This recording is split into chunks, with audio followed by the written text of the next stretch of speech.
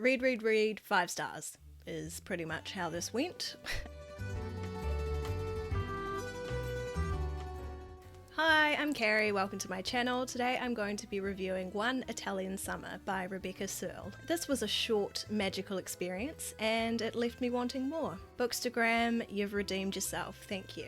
So, starting with the premise, I won't be divulging too much more than what's contained on the blurb of the book because this is a very short story and I don't want to give too much away. The book is written from the perspective of Katie, who is 30 years old, I believe. 30, not flirty and not thriving, because we enter the story just after Katie's mother, Carol, dies. Katie and Carol had a very special and rather unique mother-daughter bond. They were best friends. And Katie turned to her mother for absolutely everything. So understandably, Katie is very lost when Carol carks it. And the two of them had a trip booked to Positano,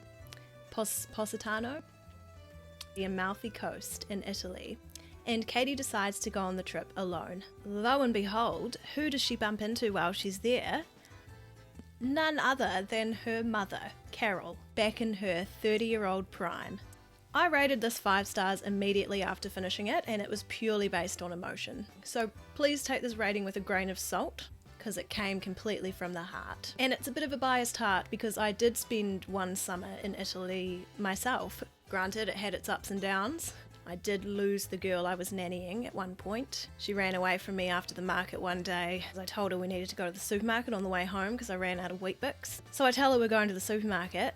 She's like, nah, or no. And she gaps it. She's off up the road. I couldn't keep up. It was 38 degrees Celsius. I had my Birks on and she's got some serious legs on her. Then I see her way up in the horizon. It's super hazy, can't see super well. I'm on the verge of an asthma attack. But she 100% gets in a white van and they drive away. So I'm practicing the your daughter's been kidnapped speech the whole way home. It's a 20 to 25 minute walk, run. Finally, I'm getting closer. Mum's out on the driveway. She's looking at me. Can't read her facial expressions at this stage. Finally make it to the driveway, begin my speech, and she goes, "It's all right. She's here. The neighbours dropped her home. She's not going to do that again. Come in and have some pasta." So overall, successful trip to the market. Didn't get my Weet-Bix, but everyone survived. Other than that, and a number of other personal close calls, my trip to Italy was literally gelato, Aperol spritzes, and eat, pray, love moments. And this book just reignited all those magical feelings for me again. So I'm quite keen to find more travel fiction now if anyone has any recommendations. So this book, it was super fast paced, really short. I think it came in at under 300 pages, which was nice. I think I read it in 3 wonderful sittings. I wish it was longer. Thought the concept was really cool. There was a really good twist that I didn't see coming. But overall it was a really light and pleasant read. So if that's what you're looking for, get into it. I really love how Rebecca Searle presented 30 as an age where you are still young and you can shoot off to Italy for a summer because you don't have everything in your life sorted out. Thank you. You know what they say, 30's the new 20, 20's the new 10. So technically I'm 16. So a tiny little pet peeve that I had with this story was I did think Katie was a little bit too accepting of the fact that she had just bumped into her 30-year-old mother. Personally, I think I would have been a bit more shook and intense in that situation, but Katie really just went with the flow.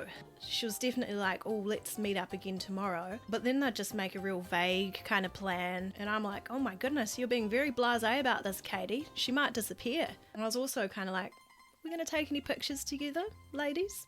This seems like a pretty big opportunity here. But then on the other hand, maybe it's better and more magical that Katie just kind of lets the whole experience wash over her and it's all very natural. It was very natural actually, and probably nicer to read because it was like that.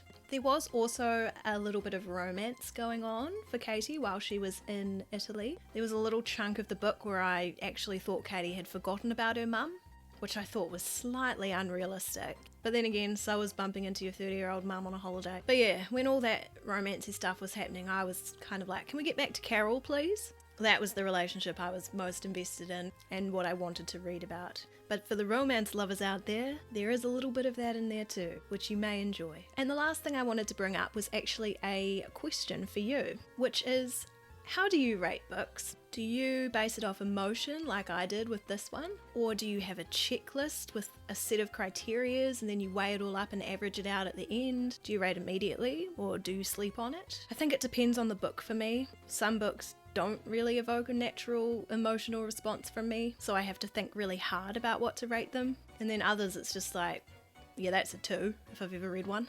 But yeah, I'd be interested to know what you do. And yeah, that basically wraps up my thoughts on One Italian Summer.